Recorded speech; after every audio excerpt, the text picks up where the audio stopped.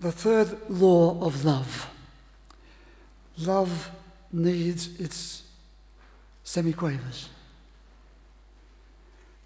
Whether you're into the music of Mozart or Mahler, Sibelius or Shostakovich, the semi-quaver is there, and it is important. It is one of the small notes on the music page. Sometimes it seems so utterly insignificant, but leave it out, and someone is likely to say, that's not right. The semi-quaver is one of those jumpy little joyful notes. But play it or sing it as one of those bigger, longer notes, and someone will say, you're too slow. It's not right.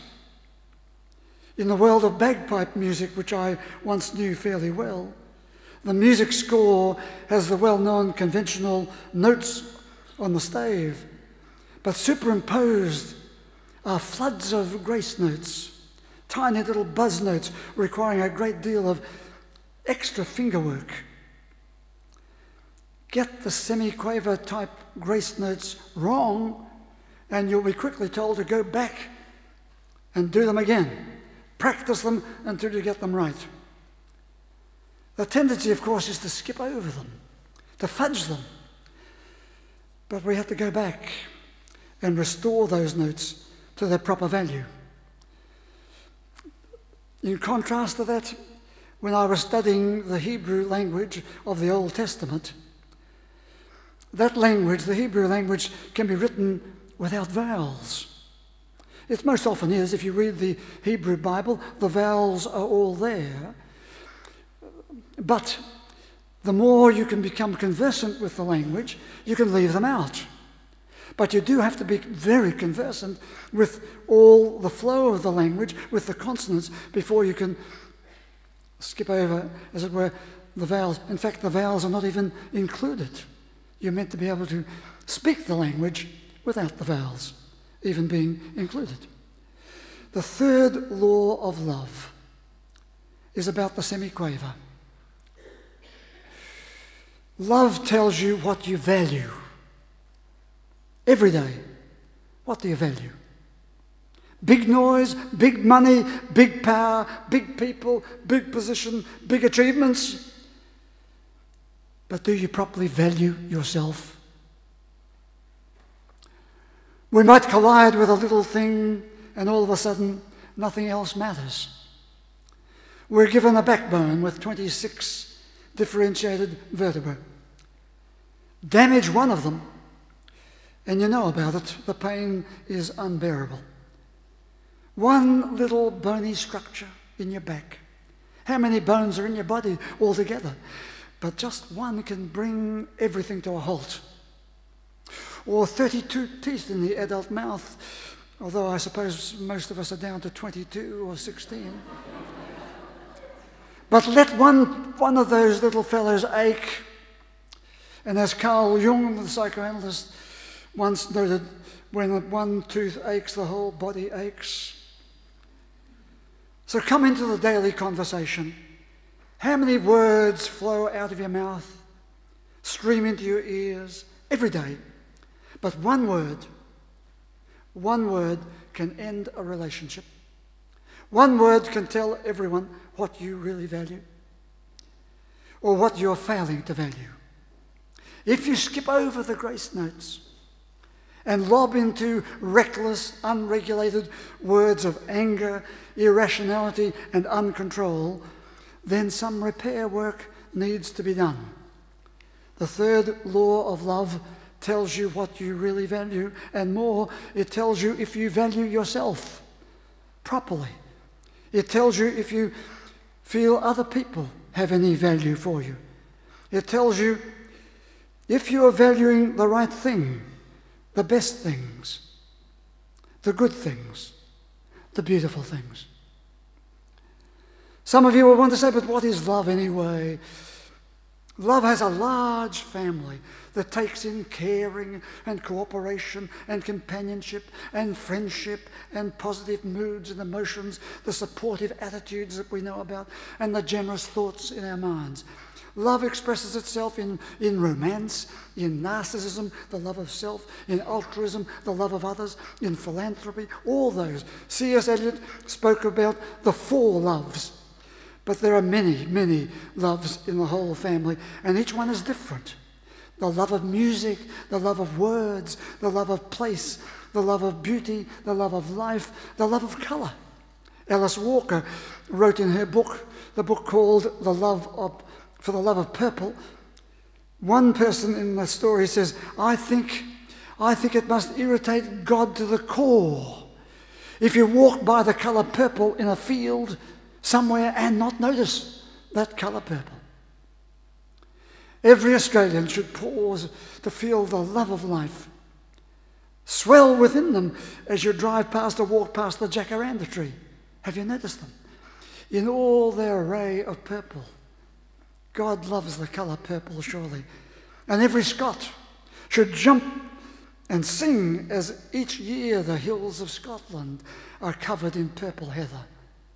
The love of place, the love of colour, the love of people, many loves. And they all need their semi-quavers. They all need you to value the little things. Love tells you what you really value. You express what you value in what you love. In one of my previous addresses, I quoted the Australian poet John Olson. And in another place he said, love is a good conversation. I don't know about you, but so often I think we're not so good at good conversations. If you want to know what love is, the love of life, the love of beauty, the love that heals the heart and helps you rise again, would you study the birds? Particularly that large bird, the pelican, gliding from a height way up there, gliding some 200 meters down to the water without the slightest movement of a wing. A message to the world. Confidence, self-assurance. It seems impossible, but the impossible is possible. What grace! What grace. Judith Wright, in her poem, says of grace, she has seen it once or twice through a human face, but I have seen it many times in the flight of a pelican. Your Bible says God is love. That means love is at the very heart of life, the very core. If only we knew it.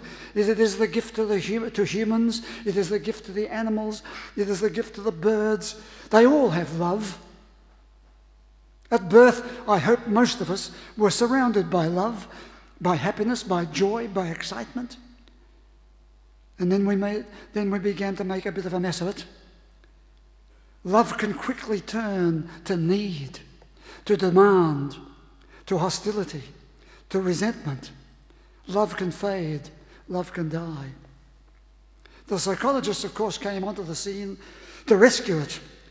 And they made it very complicated in so many ways. They began to talk about the pathology of love, of high dependent personalities, of narcissistic disorders, the love of self, of complex attachment theories, of fixation to past griefs, of regression to infantile parasitic states, and so on.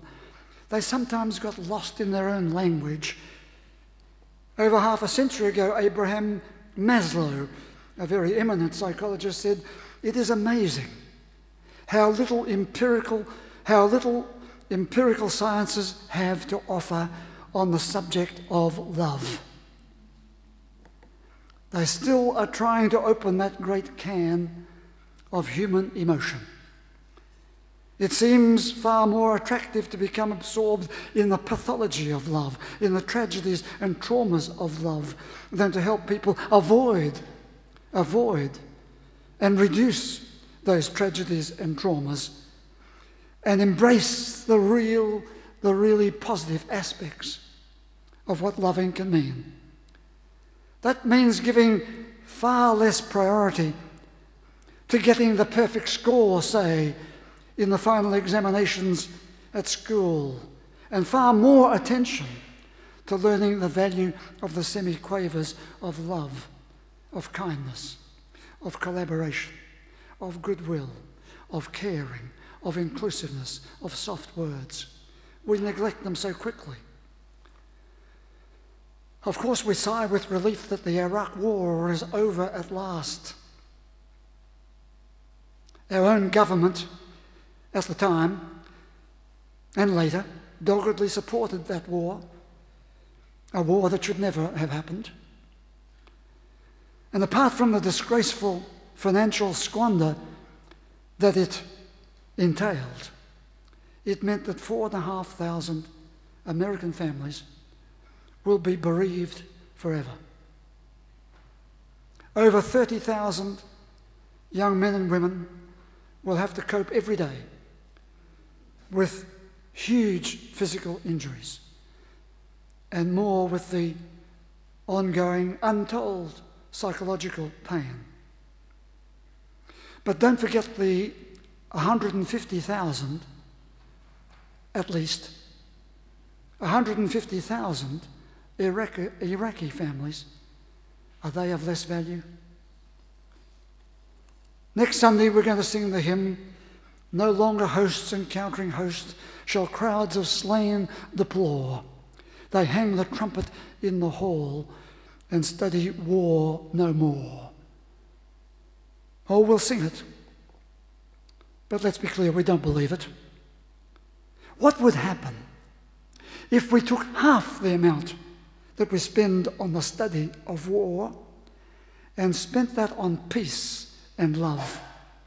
Peace and the various expressions of love. They are, after all, two of the basic Christian values. Perhaps then our leaders could say, "God bless America, God bless Australia," when we practice the basic virtues and values. The third law of love tells us what we value. Study the semi-quavers. You see, it needs just one person, only one in the boardroom of any company, of any government, of any school, of any university. It needs only one person to say, "Let's do it another way."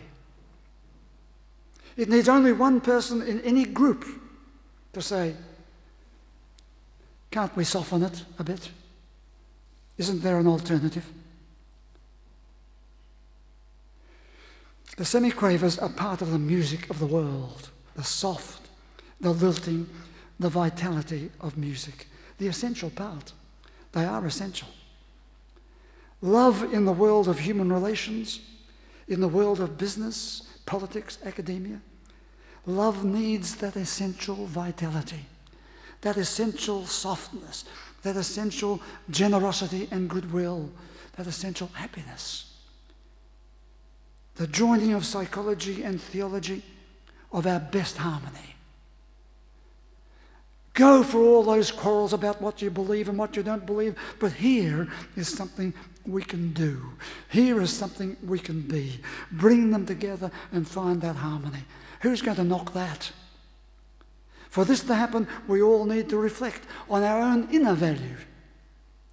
We have in large measure brushed aside the strong affirmations of your Bible.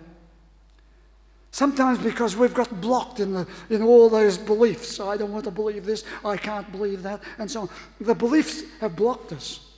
Bad religion. And we get into that and we miss the great affirmations of a good religion, so vital to who we are. We might skip over them, but the semi-quavers need us to remember goodwill, genuineness, gratitude at the heart of a good religion. I read of Richard Robinson's father. Richard Robinson, he was the father of two teenage daughters, little kids who had Down syndrome, badly affected by Down's syndrome.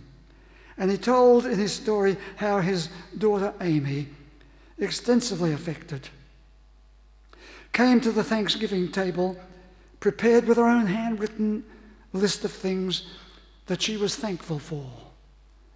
And she insisted that she read them. "I am thankful for my family. I am thankful for my friends. I am thankful for my sister.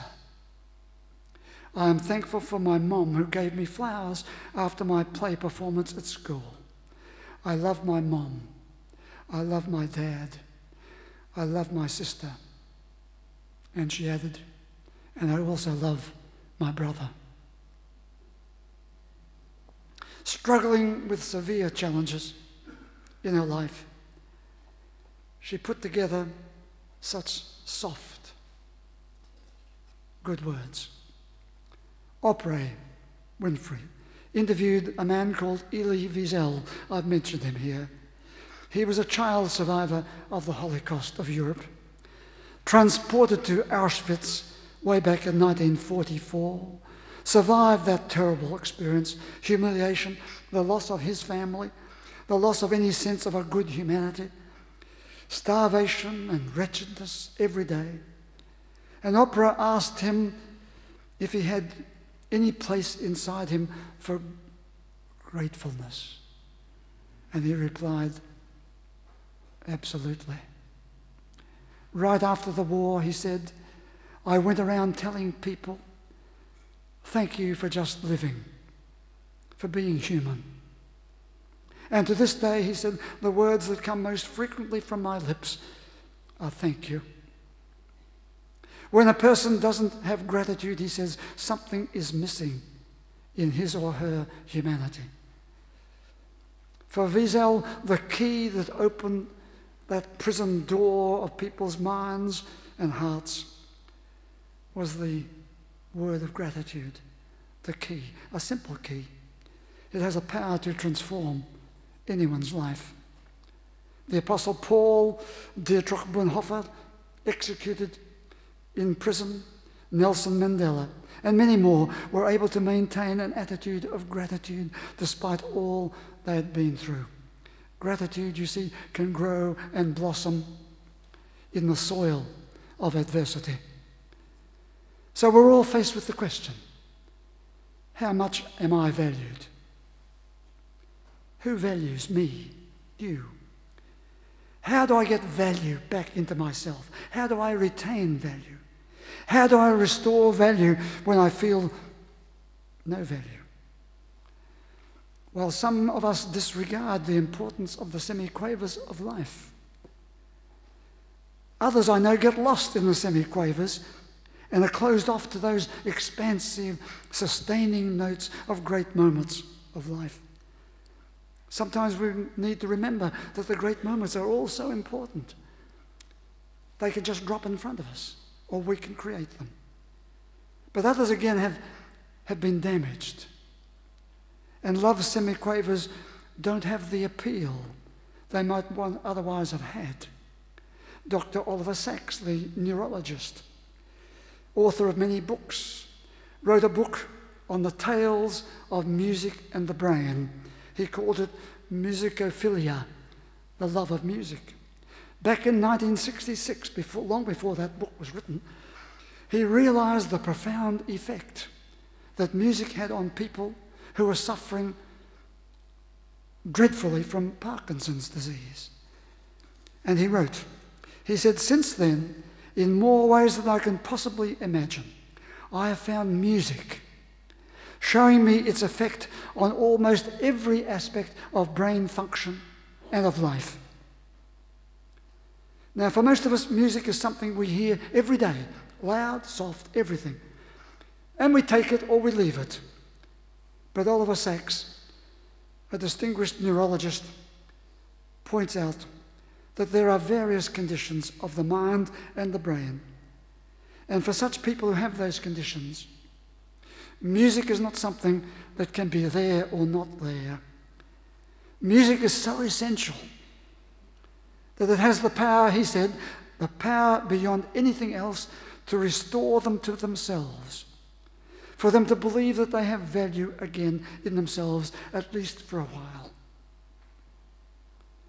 Come to think of it, we all need music to help us recover our missed notes, our damaged parts of our life. Peter Singer, the professor of philosophy, wrote a book called How Are We to Live? He doesn't mention music, but he gives considerable mention to everyone doing what they can to make the world a better place to live in, no matter how small a scale they may be on. No matter how small a scale they may be on. It can come to being part of the good spirit in the world, being a carrier of a good spirit. Do you know, way back in my earliest university days, I was constantly bamboozled by theologians and teachers of theology talking in a strange language. They talked about the incarnation, God incarnate. I didn't have a single clue. What do these words mean? And then we even sing a hymn which is veiled in flesh, the Godhead see, hail the incarnate deity. What in God's name do these words mean? I thought that that word incarnate probably had something to do with carnations. Ah, yes, but you laugh, because it hasn't got anything to do with carnations. It's just a piece of theological gobbledygook. That's what it is. It really means that having a good spirit can become a vital part of our human life. A good spirit can become part of our human attitudes, our human behaviour. Well, as the years have rolled on, I have stuck with the carnations. I used to grow them. If you want to put some love and goodwill and colour and happiness into the world, start giving carnations. Believe me. And remember, as you do, just one carnation, the deep red carnation, is a symbol of eternal love. Not a bad idea to put into the world. Expressed in attitudes and behaviour of caring, of kindness, of goodwill, of generosity. Just one. Give carnations to express all or any of those many kinds of love in the wide love family.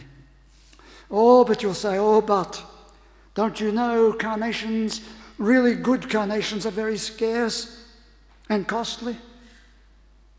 Yes, they are. And so is genuine love. Would you please stand?